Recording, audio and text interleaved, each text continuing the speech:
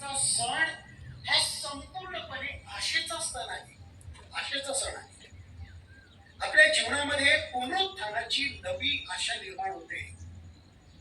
आशा ही आपल्या जीवनामध्ये सगळ्यात महत्वाची. मी तुम्हाला सांगू, ते एक वेळेला दुःख चालेल, अडचणी समस्या चालतील, पण जीवनामध्ये कधीही आशा हरवायची नाही. काही हो जीवनामध्ये. मी तुम्हाला सांगू, मला सांगा, सगळ्या आत्महत्या का होतात? आत्महत्या का होतात? आत्महत्या अडचणीमुळे होत नाहीत, दुःखामुळे होत नाहीत, संकटामुळे होत नाहीत आत्महत्या. संकट आपल्याला सगळ्यांनाच आहेत, अडचणी दुःख सगळ्यांनाच. सगळेजण आत्महत्या करतात का नाही? आत्महत्या आत्महत्या ह्या निराशेमुळे होतात. माणसाच्या जीवनामध्ये जेव्हा तो पॉइंट येतो की आता सगळं माणसाला वाटते की संपलेलं आहे, आता काहीच नाही उरलं, माणूस जेव्हा निराश होतो तेव्हा तो आत्महत्या करतो. म्हणून दुःख चालेल, पण निराश कधीही व्हायचं नाही. नेहमी आशावादी राहायचं. काही दुःख असलं, अडचणी असली, संकट असली, तरी मी या संकटामधून वरती उभारेल, वरती येईल, हे दुःख एक दिवस संपेल, ही आशा आपल्या मनात नेहमी जागृत असली पाहिजे. कारण ख्रिस्ती धर्म हा आशेचा धर्म आहे. येशू ख्रिस्त पुनरुत्थित झाला ते आपल्याला आशेची फार मोठी देणगी देण्यासाठी.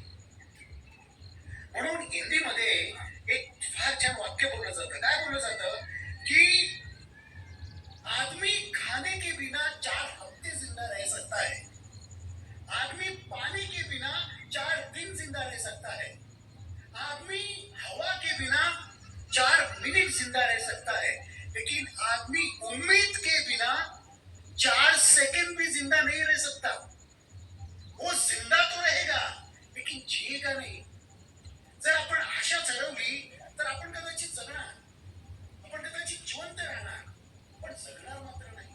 आपलं जीवन आपण जगणार नाही. म्हणून उम्मीद हरवायची नाही, आशा हरवायची नाही. आपला ख्रिस्ती धर्म हा आशेचा धर्म आहे. प्रत्येक सेकंदाला एक नवीन आशा आपल्या जीवनामध्ये असते, असा ख्रिस्त आपल्याला सांगतो. म्हणून हे बघा, काही वेळेला आपण काय ऐकतो की असं जगा की आज तुमच्या जीवनामधील शेवटचा दिवस आहे.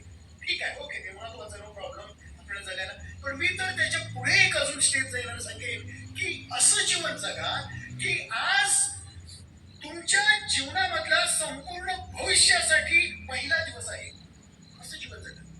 याचा अर्थ असा की मागे माझ्या पास्टमध्ये, माझ्या भूतकाळामध्ये काही झालेलं असलं, मग माझं नुकसान झालेलं असलं, सगळं गेलेलं असलं, किंवा संकट असलं, आजारपण असलं, दुःख किंवा वाईट काही झालेलं असलं माझ्या मागे, तरीही आजचा येणारा दिवस हा माझ्या संपूर्ण भविष्यासाठी हा पहिला दिवस आहे, नवीन दिवस आहे. म्हणजे येणारा क्षण हा माझ्यासाठी फ्रेश आहे, नवा आहे.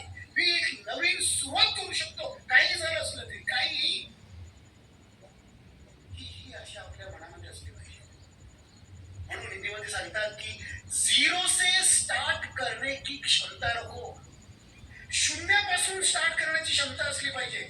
आपण जरी नुकसान होऊन शून्यावरती आलो, सगळं काही उद्ध्वस्त झालं, सगळं काही उद्ध्वस्त झालं, तरी त्या शून्यापासून सुरुवात करण्याची धमक आपल्यामध्ये असली पाहिजे.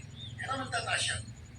ती शून्यापासून सुरुवात करण्याची धमक जेव्हा आपल्यामध्ये असते ना, तेव्हा आपल्याला जगामध्ये कुणीच कधी हरवू शकत नाही.